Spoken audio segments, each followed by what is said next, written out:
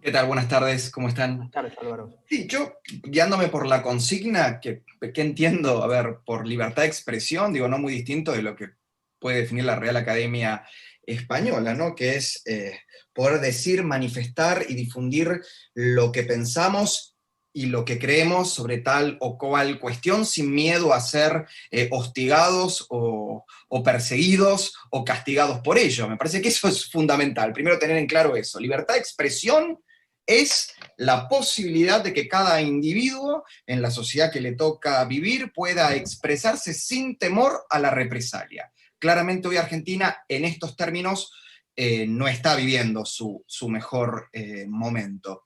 Y es producto, a mi entender, de dos cuestiones.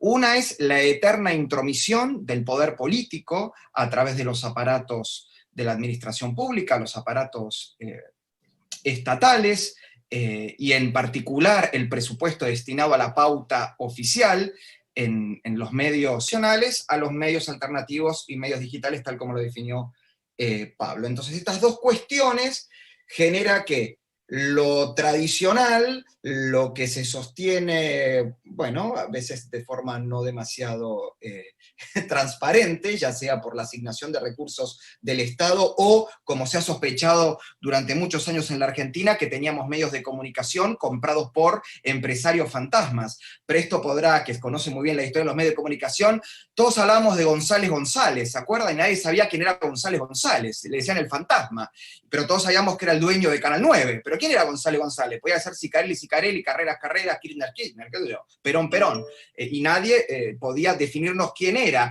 Y detrás de eso había todas unas teorías, algunas cada vez me dan la pauta que pueden ser ciertas, del origen no, digamos, santo de los fondos que permitieron a ese González González adquirir un grupo mediático como fue o es Canal 9. Lo mismo podemos hablar de lo que ha sido el conglomerado conocido como Grupo Índalo, ¿no?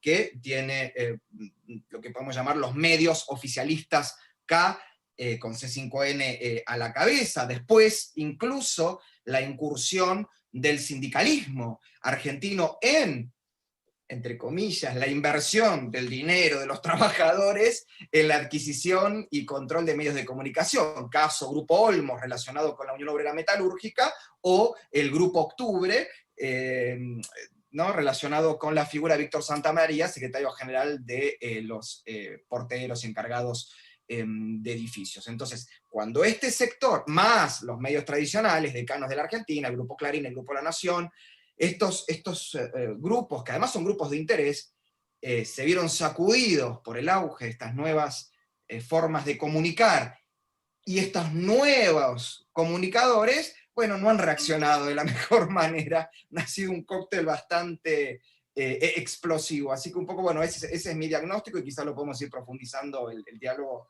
con el paso de los minutos en Seguramente. esta charla. Entonces me gustaría volver con algo que creo que no hay que soslayar en este debate, que es todos estos problemas relativos a la libertad de expresión tienen que ver también con la crisis de qué es el periodismo y qué es un periodista. Yo tuve la suerte, por biológicas razones, yo soy el decano de este grupo, por edad, y después, no sé si por suerte o desventaja, el único que ha trabajado en medios tradicionales de comunicación, radio y televisión.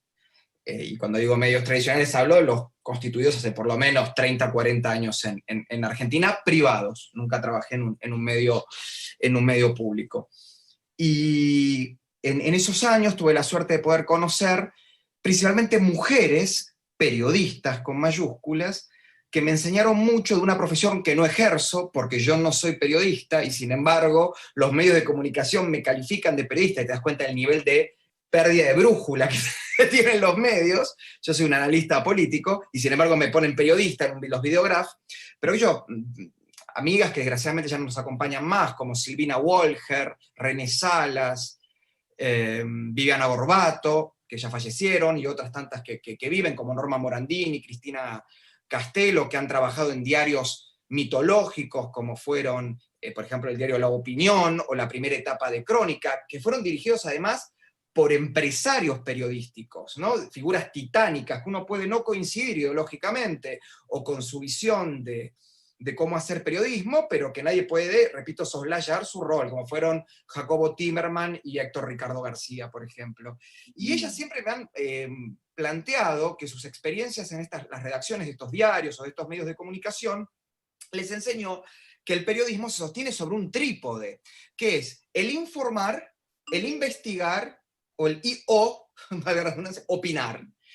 Y ahí es donde se plantea si el periodismo es independiente o no, puede ser independiente o no, que es el gran debate también sobre si libertad de expresión es cuando uno ejerce independencia total de un criterio personal o de un interés personal frente a un hecho, ¿no? Si eso es periodismo exclusivamente, o solamente se es independiente, por ejemplo, cuando se investiga, que es el periodismo que hace Presto, y que claramente es un periodismo independiente porque su trabajo ha demostrado que él, a la hora de investigar, por ejemplo, las vinculaciones de la política con el crimen organizado, él no hizo distinciones entre oficialismo y oposición, kirchnerismo y antikirchnerismo. Él investigó esa vinculación y no le importó si salpicaba a una fuerza política en la que él podría sentir simpatía circunstancial. Desmentirme presto si yo estoy equivocado con lo que estoy analizando. Por otro lado, después el periodismo de información. Yo soy de los que me he criado en la década del 80 y 90, prendiendo a las 7 de la tarde o 9 de la noche los noticieros, y lo primero que tenía el noticiero eran dos presentadores que lo que hacían era, y vuelvo a pedir disculpas, valga la redundancia, presentar noticias. Bien, sucedió tal cosa, pasó esto, mañana está previsto que suceda tal otra cosa, y en el medio te decían el pronóstico del tiempo, el PRODE y información deportiva. Bien, nada más que eso, informar el hecho.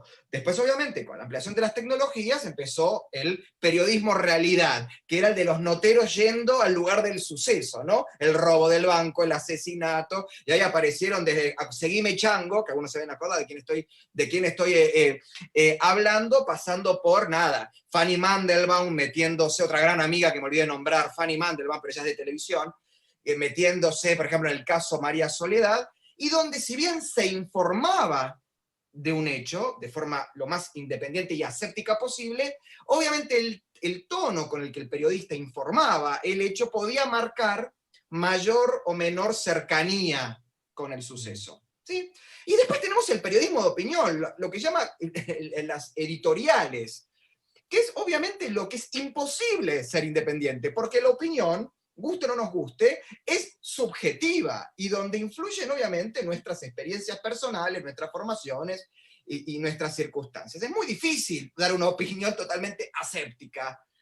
Bien, entonces en este trípode que claramente los nuevos medios lo ponen en crisis, es donde cada uno tiene que tener la honestidad intelectual de saber ubicarse. Ahora, el problema es que cuando yo hago un paneo por todos los medios de comunicación tradicionales, encuentro que lo único que hay es periodismo de opinión. Son todos opinólogos, todos arrancan con una... O sea, nadie me informa un hecho.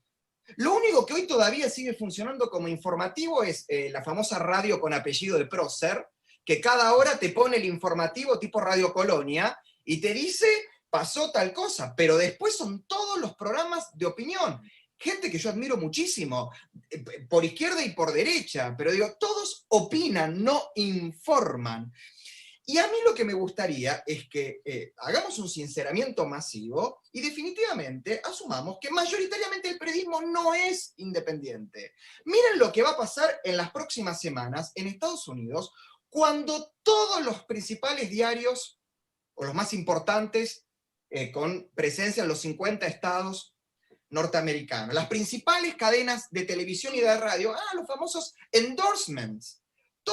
¿no? Cada 4 años, el New York Times, el Washington Post, el New York Post, el Los Angeles Post, y así todos los posts que hay en Estados Unidos, en la última página del diario El Domingo, ponen un artículo que dice, no sé, The New York Post endorsed, en este caso va a ser seguramente Joe Biden, y explican por qué la gente debería votar a Joe Biden. Y uno sabe entonces que el New York Times claramente es un diario mayoritariamente de afiliación progresista y que apoya al Partido Demócrata, y tienen esa buena fe intelectual.